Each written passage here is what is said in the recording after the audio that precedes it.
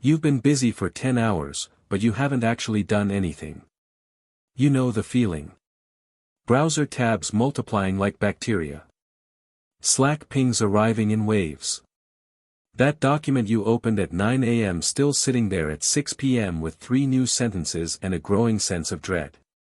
You tell yourself you're working hard, and you are, but the work that matters, the kind that moves mountains or ships products or solves the problem that's been haunting you for weeks, that work isn't happening. You're experiencing what cognitive scientists call productivity theater, the performance of effort without the transmission of meaningful energy into meaningful output. And here's the thing that'll make you uncomfortable: those 2 hours your colleague spent in total isolation this morning, phone in another room, door closed, working on one thing with surgical intensity. They lapped you. Twice. Deep work isn't about discipline in the way you think. It's about architecture. Think of your attention like a laser, not a lantern. A lantern spreads light everywhere, it illuminates, sure, but it doesn't penetrate. A laser, focused to a single point, cuts through steel. Most people spend their days in lantern mode, diffused, reactive, available. They're lit up but not powerful. The person who masters deep work learns to collapse all that scattered light into a beam so concentrated it fundamentally changes what they're capable of producing. And once you understand the mechanics, the neuroscience, the environmental design, the ritual architecture, you realize hustle was never the currency. Focus is. Let me tell you about Marcus. Software engineer, mid-level, talented but stuck. For 18 months he'd been trying to build a side project, a tool he knew could change his career. Every weekend he'd carve out time. Every weekend he'd sit down, pull up his code editor, and then, check his email. Glance at Twitter. Respond to a Discord message. 2 hours would vanish into what felt like work-adjacent activity, and he'd close his laptop having written maybe 30 lines of functional code. He wasn't lazy. He was operating without a focusing mechanism. His attention was a lantern when he needed a laser. Then he read about ultradian rhythms, the 90 to 120-minute cycles your brain naturally moves through, oscillating between high and low alertness. He learned that willpower isn't a character trait, it's a metabolic resource that depletes with every decision, every switch, every ping. He discovered that the brain's prefrontal cortex, the part responsible for complex reasoning and creative problem-solving, is exquisitely sensitive to interruption. A single notification, even if you don't respond to it, fragments your cognitive load for an average of 23 minutes afterward. That's not motivation talk. That's Minnesota attention research. Marcus realized he wasn't failing because he lacked grit. He was failing because he was trying to run a precision instrument, his mind, in a noise-filled, interrupt-rich environment. So he redesigned everything. Here's what he built, and here's what you're going to build too, because this isn't theory, it's a blueprint you can execute tomorrow morning. The system starts before the work starts. Marcus began waking up at 6:30 a.m., not because early rising is virtuous, but because morning hours are neurochemically primed for focus. Cortisol peaks naturally around 30 to 45 minutes after waking, which sounds bad until you realize cortisol isn't just a stress hormone, it's an alertness hormone. It sharpens perception and readies your prefrontal cortex for cognitive load. He'd drink 16 ounces of water immediately. Hydration affects brain function more than most people admit, even mild dehydration reduces working memory and increases perceived effort, and then do exactly 10 minutes of movement. Not a workout. Just movement. Jumping jacks, a short walk, anything to spike his heart rate slightly and flood his brain with oxygen and dopamine. Then came the pre-work ritual, and this is where most people fumble. You can't go from scrolling Instagram to deep cognitive work any more than you can go from sitting on a couch to sprinting 100 meters. Your brain needs a ramp. Marcus would sit down at his desk, always the same desk, same chair, same position. Environmental consistency trains your brain to enter focus mode faster through associative conditioning, and spend exactly 5 minutes doing what he called cognitive stretching. He'd open a blank document and write 3 sentences, what he was about to work on, why it mattered, and what a successful session would look like. This isn't journaling. It's priming. You're loading the problem into working memory, activating the relevant neural networks, and giving your brain a target before the sprint starts. At exactly 7 a.m., the deep block began. Phone in another room, not on silent, in another room. Wi-Fi off unless the task required it. Browser closed except for one tab if needed, and even then, extensions like Leech Block or Freedom ensuring no escape routes. Marcus used a simple timer, 90 minutes, no exceptions, no interruptions. Why 90? Because that's the sweet spot where your ultradian rhythm peaks. Go much longer and you're fighting biology.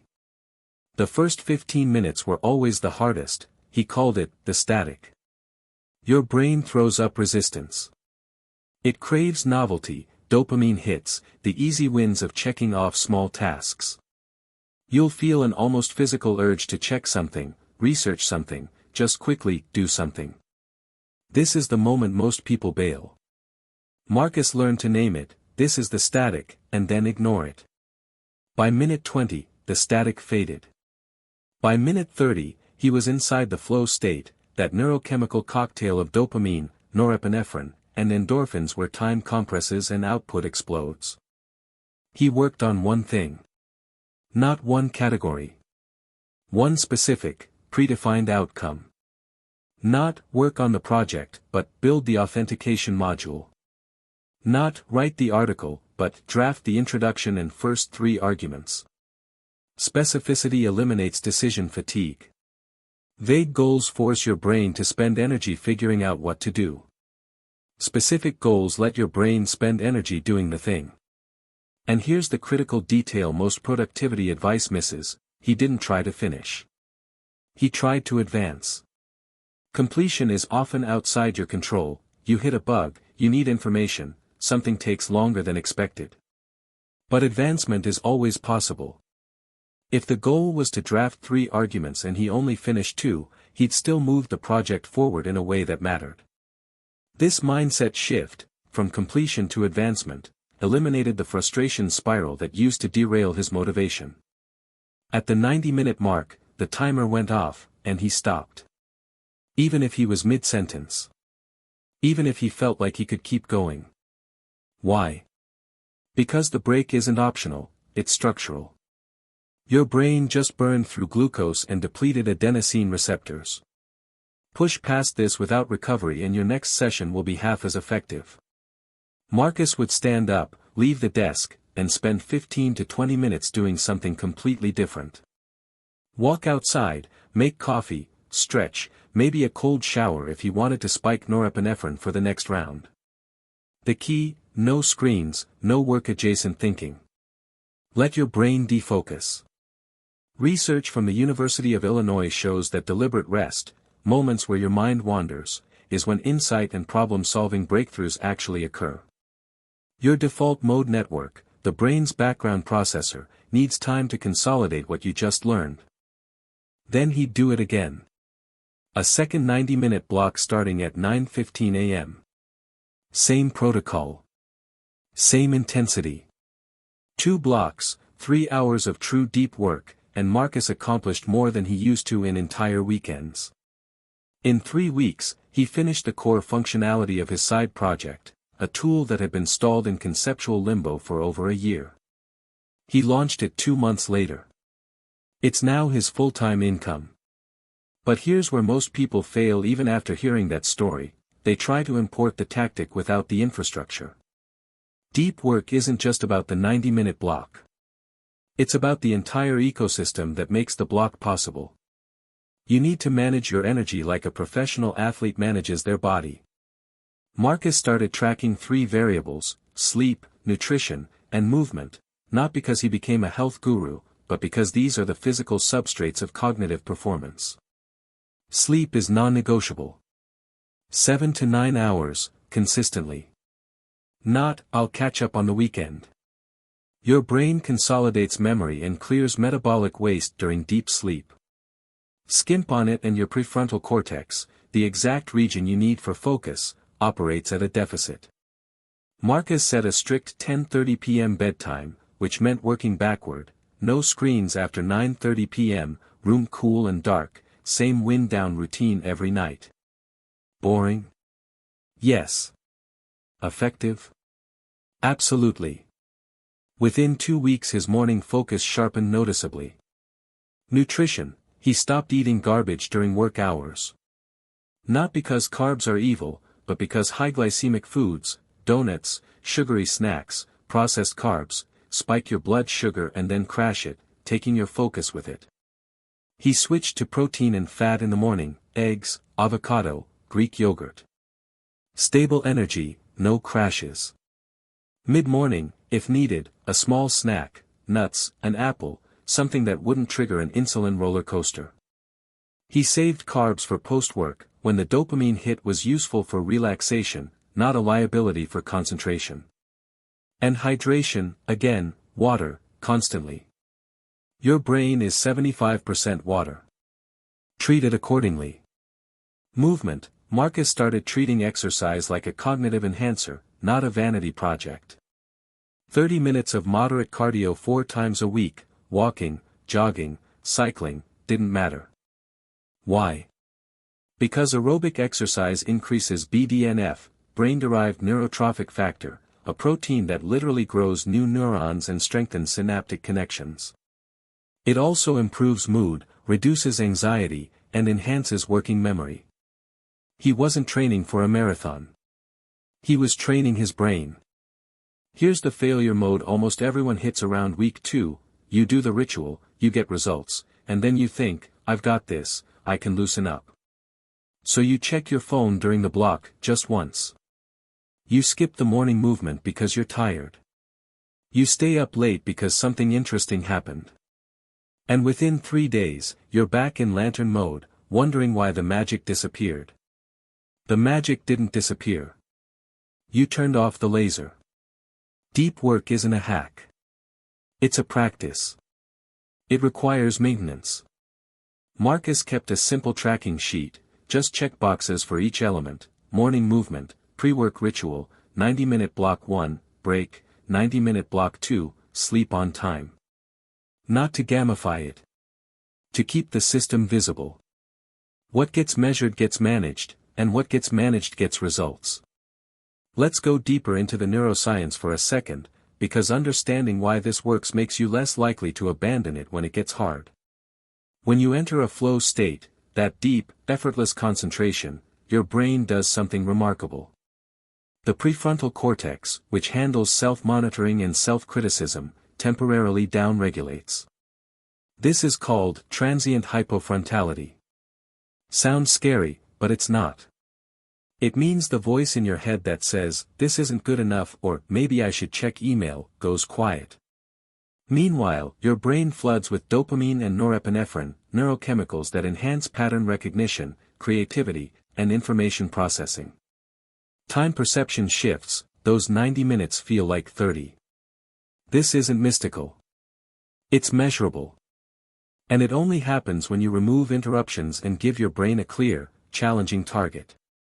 The challenge is key. Too easy and you're bored, too hard and you're anxious. The sweet spot, what psychologist Mihai calls the flow channel, is about 4% beyond your current skill level. Enough stretch to engage you, not enough to break you. You're also leveraging what researchers call task-positive network activation. When you focus on a single external task, a specific network of brain regions lights up and inhibits the default mode network, the part of your brain that wanders and worries. But the moment you switch tasks, even for a second, you disengage the task-positive network and re-engage the default mode network. This switching costs energy and time. It's why multitasking is a myth. You're not doing 2 things at once, you're rapidly switching between 2 things and paying a cognitive tax every time you switch. The person who looks busy answering emails while writing a report while attending a Zoom call is operating at maybe 40% efficiency on all 3. The person locked in their office doing one thing is operating at 95% efficiency on that one thing. Over the course of a day, a week, a year, the difference is exponential. Now let's talk about environment, because your space is either a focusing tool or a distraction engine, and most people never audit it.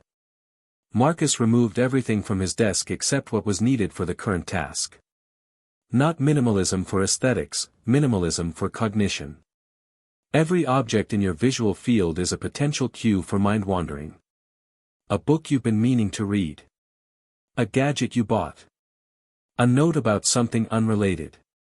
Each one is a little cognitive hook, pulling your attention sideways.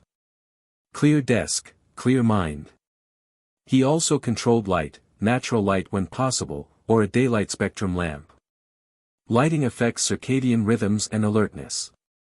Dim, warm light tells your brain it's evening. Bright, cool light tells your brain it's time to work.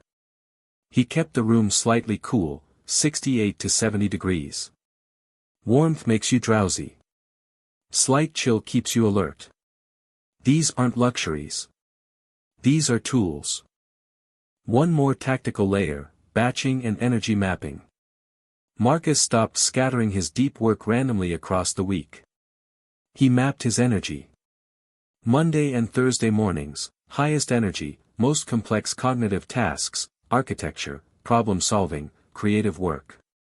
Tuesday and Wednesday, moderate energy, execution tasks, coding features, writing drafts. Friday, lowest energy, maintenance tasks, emails, meetings, admin. He protected Monday and Thursday mornings like a fortress. No meetings before 11 a.m. No exceptions. He told his team explicitly, I'm unreachable Monday and Thursday until 11. It's not personal. It's professional. Most people are terrified to set boundaries like this. Marcus learned that people respect clarity. What they don't respect is half-presence, being available but distracted, responsive but useless. He became more valuable by being strategically unavailable. And here's the thing that surprised him most, his relationships improved. He used to spend evenings half working, half present with his partner, doing neither well. Now, when he closed his laptop at 5 p.m., he was done. Fully present. No guilt, no lingering tabs, no, I should really finish that. The depth of his work hours bought him the freedom of his non-work hours. Deep work isn't about grinding more. It's about compressing intensity so you can expand rest. So here's your challenge, and I mean this literally, tomorrow morning, you're going to do one 90-minute deep work block. Not next week. Tomorrow. Here's your exact protocol. Tonight, before bed, decide on one specific outcome you'll advance tomorrow. Write it down. One sentence. Set your alarm for 6:30 a.m. or whatever gives you a clean, uninterrupted morning. Wake up, drink water, move for 10 minutes. Sit down at your workspace at 7 a.m. Write 3 sentences, what you're working on, why it matters, what success looks like. Phone in another room. Wi-Fi off if possible. Timer set for 90 minutes. Start. When the static hits around minute 15, name it and keep going. At minute 90, stop. Take a 15-minute break away from screens. Then assess, how much did you actually advance the thing that matters? I'll bet it's more than the last 10 hours of hustle you logged. Because here's the truth nobody wants to say out loud, you already have enough time, you're just spending it like a lantern when you need to be a laser. Now, I want to hear from you. Because here's what I know, someone watching this right now is about to transform how they work. Someone's going to do that first 90-minute block tomorrow, feel what real focus actually is, and never go back to lantern mode again. And I want to know if that person is you.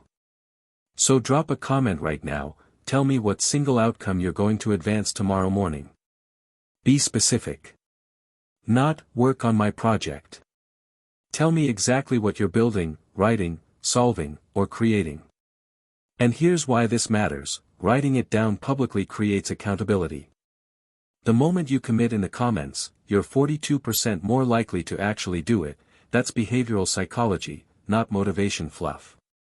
You're making a micro-commitment, and your brain treats that seriously.